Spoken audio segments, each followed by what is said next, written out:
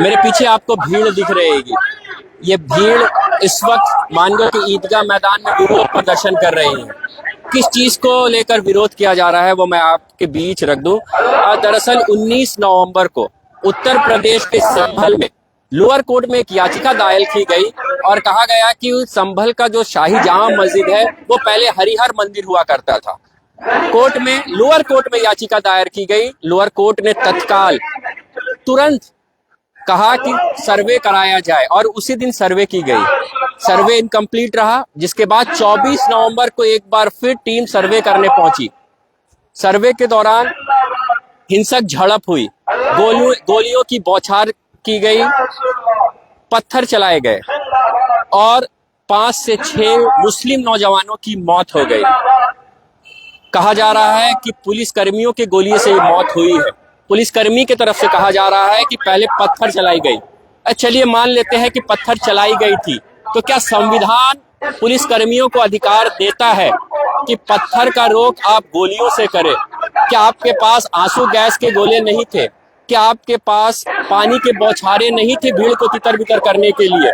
इससे पहले भी बाज दफा बहुत जगह देखा गया है कि पुलिसकर्मियों के ऊपर पत्थर चलाए गए हैं, चाहे वो रांची का विधानसभा घेराव हो जो अभी हालिया में भाजपा के द्वारा किया गया था और पथराव की गई थी, पुलिसकर्मियों को चोट लगी थी, आंसू गैस छोड़े गए, पानियों का बौछार छोड़ा गया, लेकिन गोलियां नहीं दागी गई। तो ये सवाल जो खड़ा हो रहा है मुस्लिम समुदाय के द्वारा, क्या पुलिस की गोली सिर्फ एक समुदाय के लिए निकलती है? हालांकि पुलिस बार बार ये कह रही है कि पुलिस के गोली से ये मौत नहीं हुई है, लेकिन जो लोग मरे हैं 5 से 6 नौजवानों की जो मौत हुई है, उनके घर वाले ये सवाल लेकर घूम रहे हैं कि आखिर उनके बच्चों की गलती क्या थी। कोई अपने घर से मिठाई लेने को निकला था, कोई अपने घर से दुकान को निकला था, आखिर पुलिस के गोलियों से ये लोग को क्यों मारा गया, ये एक बड़ा सवाल है। उसके बाद कल एक और सोशा छोड़ा गया है अजमेर दरगाह को लेकर, जो 800 साल पुरानी है। उसको लेकर ये कहा गया है कि याचिका दायर की गई है लोअर कोर्ट में भी और कहा गया है कि यहाँ भी पहले मंदिर थी। अब उस याचिका को कबूल कर लिया गया है और कहा गया है कि 5 दिसंबर तक सभी पक्ष अपना पक्ष रखे। अब ये सवाल होता है कि जब इस देश में 1991 प्लेस ऑफ वर्शिप एक्ट है, तो फिर इस तरह के मामला सामने क्यों आ रहे हैं? 1991 प्लेस ऑफ वर्शिप एक्ट ये कहता है कि 1947 से जितनी भी दरगाहें, मस्जिद है, मंदिर है, गुरुद्वारा है, चर्च है, वो जस के तस रहेगी। उनके कैरेक्टर, उनके बिहेवियर, प्लेस ऑफ वर्शिप में कोई चेंजेस नहीं होगा। तो आखिर प्लेस ऑफ वर्शिप एक्ट 1991 को क्यों अनदेखा किया जा रहा है? ये शुरुआत ज्ञानवापी के थ्रू हुई थी। ज्ञानवापी का मसला जब सुप्रीम कोर्ट गया तो उस वक्त के जो जज थे चंद्रचूड़, उन्होंने कहा कि ये सर्वे किया जा रहा है, प्लेस ऑफ वर्शिप के जगह को चेंज नहीं किया जा रहा है। इस तरह से उन्होंने प्लेस ऑफ वर्शिप एक्ट 1991 को दरकिनार किया और ये मामला तूल पकड़ा। इसके बाद संभल और अब अजमेर, इसी को लेकर इस वक्त मानगो के ईदगाह मैदान में विरोध प्रदर्शन किया जा रहा है। मुसलमानों के अंदर रोष है, गुस्सा है उत्तर प्रदेश पुलिस को लेकर। आखिर जो 5 से 6 नौजवानों की मौत हुई है, इसका जवाब कौन देगा? तो ये एक बड़ा सवाल मुस्लिम समुदाय के लोग खड़ा कर रहे हैं कि क्या सिर्फ पुलिस कर्मियों की गोली एक खास समुदाय के लिए है? इस देश में 25 करोड़ मुसलमान हैं, उनकी सुरक्षा करने वाली अगर पुलिस ही रक्षक ही भक्षक बन जाए तो इस 25 करोड़ मुसलमान को सेफ्टी की गारंटी कौन प्रोवाइड करेगा?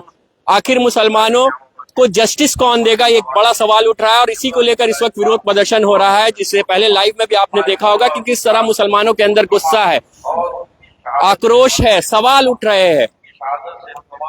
अगर मैं अजमेर दरगाह की बात कर दूं तो 800 साल पुराना है।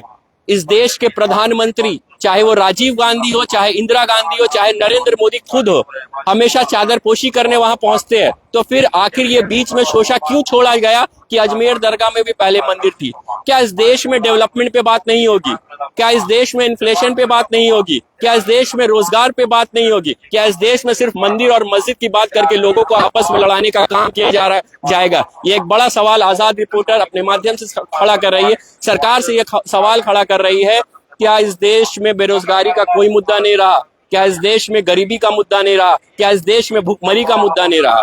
तो ये सवाल सोचने की बात है और पुलिस कर्मियों पर सवाल है कि जिस तरह से भीड़, चलिए मान लेते हैं भीड़ हिंसक हुई, भीड़ ने पथराव किया, भीड़ को आप रोक सकते थे, आंसू गैस के गोले दाग सकते थे।